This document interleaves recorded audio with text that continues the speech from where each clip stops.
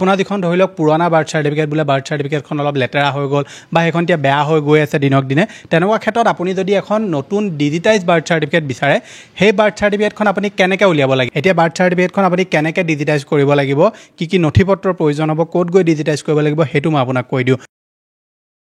কেইদিনমানৰ আগত মই বাৰ্থ চাৰ্টিফিকেট ৰিলেটেড এটা ভিডিঅ' বনাইছিলোঁ যিটো ভিডিঅ'ত মই আপোনালোকক কৈছিলোঁ যে আপোনাৰ যদি বাৰ্থ চাৰ্টিফিকেট নাই তেনেকুৱা ক্ষেত্ৰত আপোনালোকে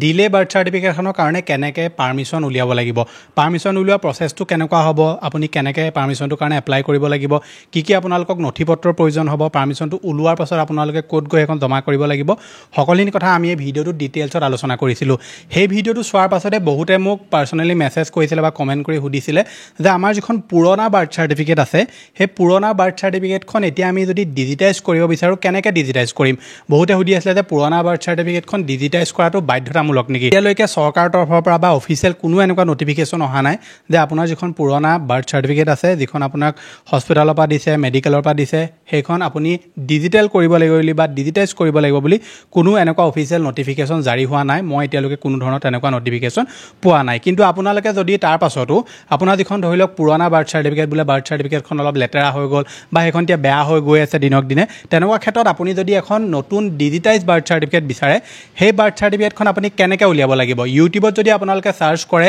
birth certificate digitize process Assam বুলি আপোনালোকে বহুত এনেকুৱা ভিডিঅ' পাই যাব যিবিলাক ভিডিঅ'ৰ মতে যদি আপোনালোকে বাৰ্থ চাৰ্টিফিকেট উলিয়াবলৈ যায় তেনেকুৱা ক্ষেত্ৰত আপোনালোকে বাৰ্থ চাৰ্টিফিকেট নাপাব কাৰণ তাত যিটো প্ৰচেছ দেখুওৱা হৈছে সেই প্ৰচেছটো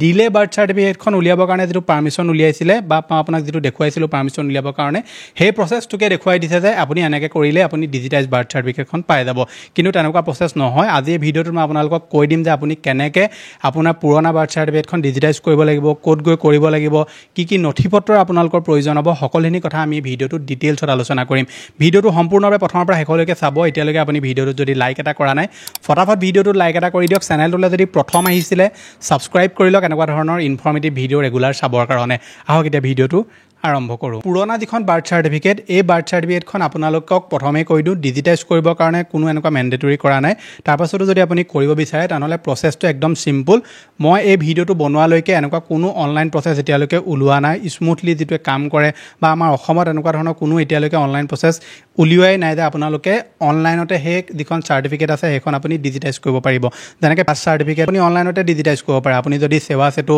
বা যিটো ই ডিষ্ট্ৰিক্ট পৰ্টেল আছে তাত গৈ মেলি আপুনি পুৰণা যিখন কাষ্ট চাৰ্টিফিকেট আছে সেইখন আপোনালোকে অতি সহজতে ডিজিটাইজ কৰি ল'ব পাৰিব বাৰ্থ চাৰ্টিফিকেটখনৰ কাৰণে তেনেকুৱা কোনো ধৰণৰ প্ৰচেছ ওলোৱা নাই যিটো প্ৰচেছৰ জৰিয়তে আপোনালোকে বাৰ্থ চাৰ্টিফিকেটখন অনলাইনত ডিজিটাইজ কৰিব পাৰে এতিয়া বাৰ্থ চাৰ্টিফিকেটখন আপুনি কেনেকৈ ডিজিটাইজ কৰিব লাগিব কি নথিপত্ৰৰ প্ৰয়োজন হ'ব ক'ত গৈ ডিজিটাইজ কৰিব লাগিব সেইটো মই আপোনাক কৈ দিওঁ বাৰ্থ চাৰ্টিফিকেটখন ডিজিটাইজ কৰিবলৈ হ'লে আপোনালোকে সেই যিখন বাৰ্থ চাৰ্টিফিকেট যিখন আপোনাৰ ওচৰত আছে সেই বাৰ্থ চাৰ্টিফিকেটখন য'ৰ পৰা আপোনালোকে লাভ কৰিছিলে তাত যাব লাগিব আপুনি যদি ওচৰৰ PSUৰ পৰা লাভ কৰিছিলে বা মেডিকেলৰ পৰা লাভ কৰিছিলে তেনেহ'লে আপোনালোকে তাত যাব লাগিব আপোনালোকে পুৰণা যিখন বাৰ্থ চাৰ্টিফিকেট সেইখন লৈ যাব আৰু আপোনাৰ নিজৰ ভাগৰ আধাৰ কাৰ্ড আৰু আপোনাৰ পেৰেণ্টছৰ ভাগৰ আধাৰ কাৰ্ড আপোনালোকে লগত লৈ যাব জেৰক্স কপিও লগত লৈ যাব তাৰ পৰা তেওঁলোকে আপোনাক এখন ফৰ্ম দিব সেই ফৰ্মখন আপোনালোকে ফিল আপ কৰিব লাগিব ফৰ্মখন ফিল আপ কৰি আপোনাৰ যিখন পুৰণা বাৰ্থ চাৰ্টিফিকেট সেই বাৰ্থ চাৰ্টিফিকেটখনৰ যিটো কপি আছে সেই কপিটো আপুনি তাত দিব লাগিব অৰিজিনেলো তেওঁলোকে বিচাৰিব পাৰে বা জেৰক্স কপিও বিচাৰিব পাৰে আৰু খুবমতে আপোনালোকক অৰিজিনেলে বিচাৰিব আৰু সেই যিটো কপি আছে তাত দিয়াৰ লগতে আপোনাৰ আধাৰ কাৰ্ড যি নথিপত্ৰ তেওঁলোকে বিচাৰে সেইখিনি দি তাত আপোনালোকে জমা কৰিব লাগিব জমা কৰাৰ পিছত তেওঁলোকে একেদিনাই আপোনাক এখন নতুন ডিজিটাইজ বাৰ্থ চাৰ্টিফিকেট দি দিব পাৰে বা ধৰি লওক 2-3 দিনৰ পিছত আপোনালোকক মাতি এখন ডিজিটাইজ বাৰ্থ চাৰ্টিফিকেট আপোনাৰ হাতত দি দিব আৰু যিটো ফিজ আছে সেইটো 50 পৰা 100 ৰুপিজ এটা ল'ব যিটো চৰকাৰৰ ওচৰলৈ যায় সেই পইচাটো গতিকে আপোনালোকে মাত্ৰ সিমানটো ফিজ দিয়ে আপুনি যিখন বাৰ্থ চাৰ্টিফিকেট আছে সেইখন আপুনি ডিজিটাইজ কৰি ল'ব পাৰিব বহুতে ইউটিউবত আপোনাক এনেকুৱা ভিডিঅ' বনাই দেখুৱাই আছে যে আপোনালোকে ডিলে প্ৰচেছটোত গৈ মেলি আকৌ আপুনি এফিডেভিট উলিয়াব লাগিব ক'ৰ এফিডেভিট উলিওৱা গাঁও বুঢ়া বা কাগজ অনা আমুক তামুক কিবা নথিপত্ৰ ঢেৰ দেখুৱাই আছে কিন্তু সেইবিলাক আপোনালোকে নালাগে কাৰণ আপোনাৰ হাতত অলৰেডি এখন লিগেল ডকুমেণ্টছ আছে যিখন আপোনালোকে